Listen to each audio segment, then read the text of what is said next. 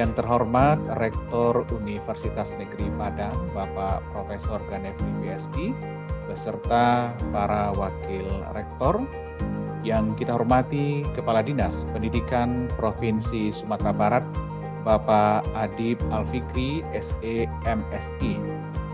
Yang kita hormati Ketua LP3M, Dekan, Ketua Jurusan dan Koordinator Program Studi Pelaksana PPG dalam Jabatan Angkatan Ketiga tahun 2020, serta Bapak dan Ibu guru yang kami banggakan, peserta PPG dalam Jabatan Angkatan Ketiga tahun 2020 dari berbagai provinsi dan daerah tentunya. Selamat bergabung di PPG UNP tahun 2020. Baiklah, di pagi yang cerah ini, acara orientasi PPG dalam jabatan ini akan kita awali dengan mendengarkan lagu Indonesia Raya seperti yang kami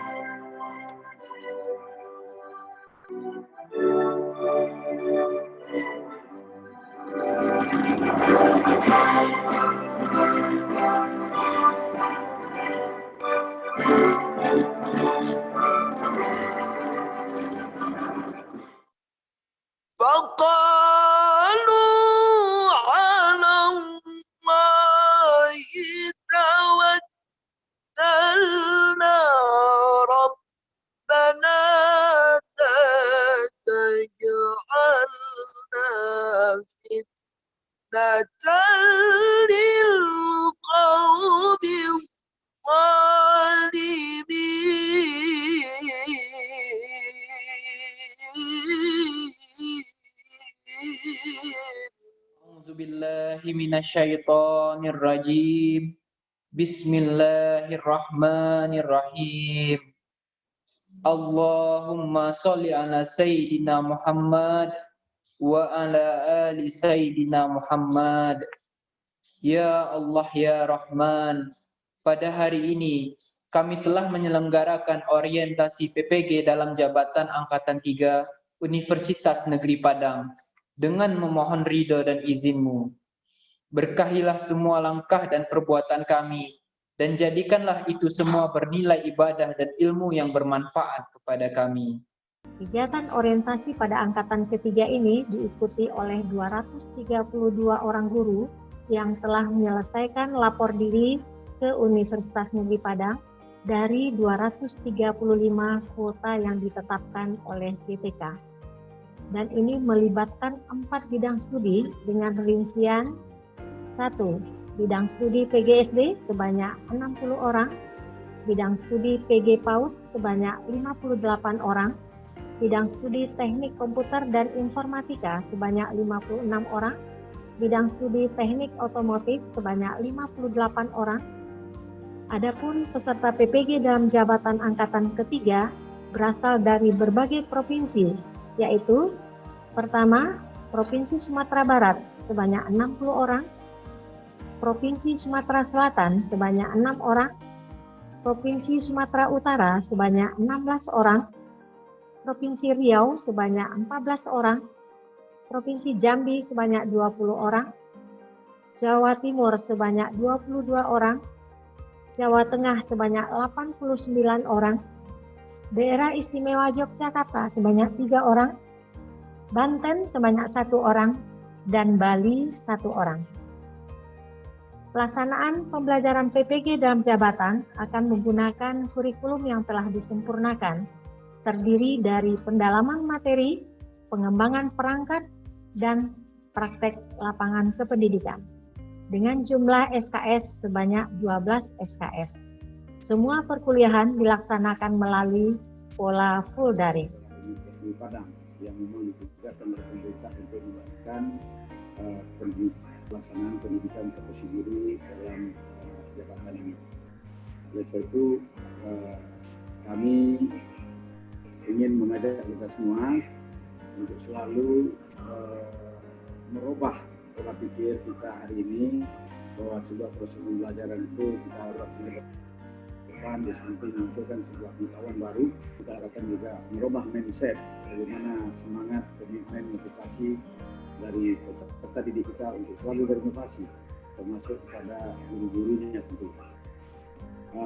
Oleh sebab itu saya tidak akan menyampaikan banyak dalam acara pembukaan ini, tetapi nanti akan ada materi khusus dari kami. Oleh sebab itu dengan mengucapkan Bismillahirrahmanirrahim, mari kita mulai orientasi mahasiswa PPG dalam jabatan angkatan ketiga tahun 2020 ini.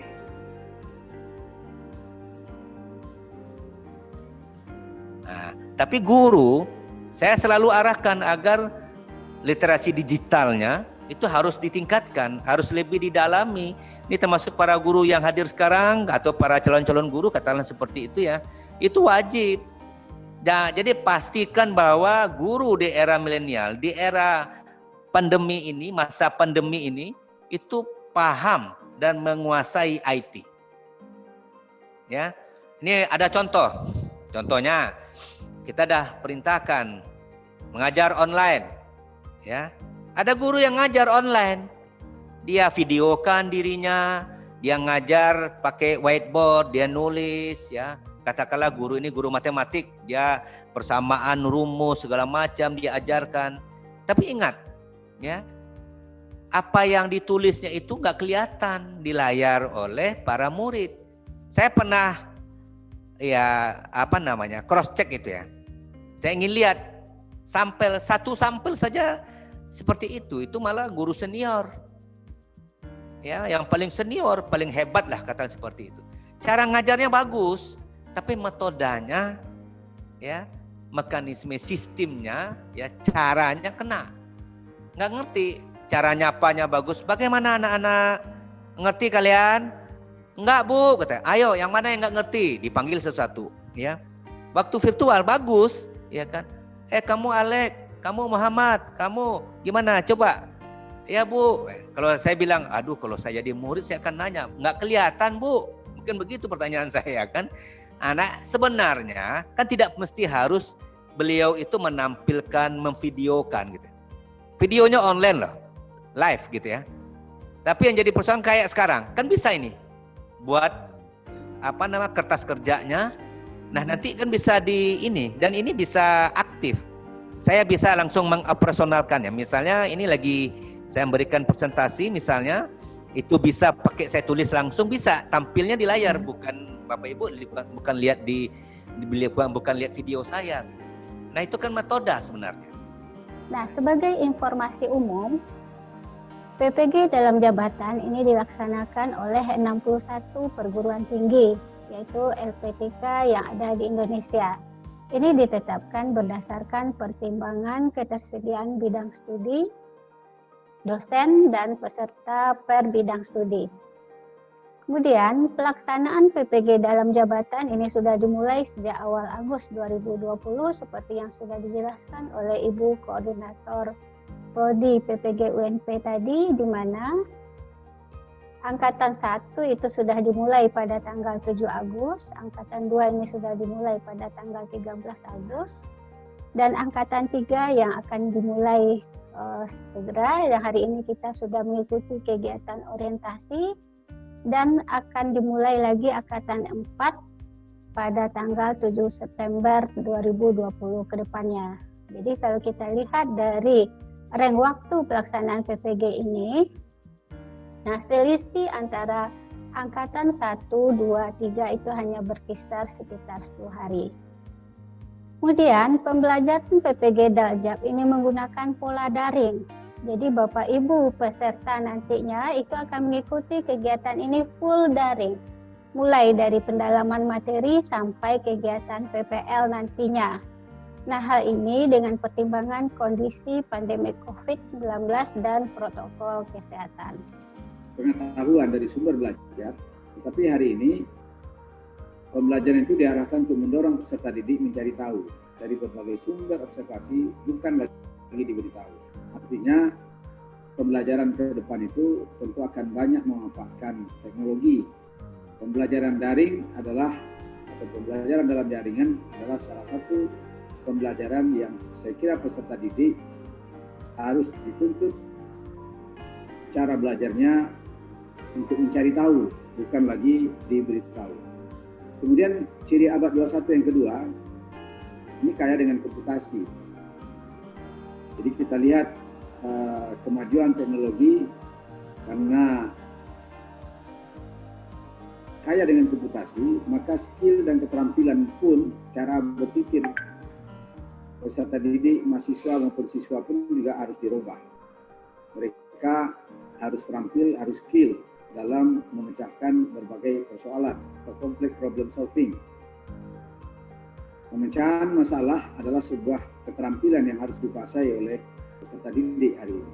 Sehingga pembelajaran itu pun harus diarahkan untuk mampu merumuskan masalah, bukan hanya menyelesaikan masalah atau menjawab sebuah persoalan. Nah, ini contoh kita sudah terunggah ya Bapak Ibu ya. Ini jari LMS-nya terlalu berat, jadi saya menampilkannya tidak terlalu smooth. Nah, walaupun tugas sudah Bapak Ibu unggah, itu masih ada kesempatan Bapak Ibu bisa edit submission, maka nantinya Bapak Ibu bisa mengunggahnya lagi. Sama seperti langkah-langkah untuk mengupload tugas tadi. Ada pertanyaan terkait mengunggah tugasnya Bapak Ibu? Silakan Bapak Ibu yang ada pertanyaan, ada yang mau bertanya. Pak Agus izin bertanya. Iya Pak. Yang tadi kan Bapak melalui folder. Kalau kita bisa langsung tarik dari folder ke sini bisa nggak? Drag and drop bisa Pak. Ya. Bisa. Ya, Bisa. makasih Pak. Itu aja Pak. Ya.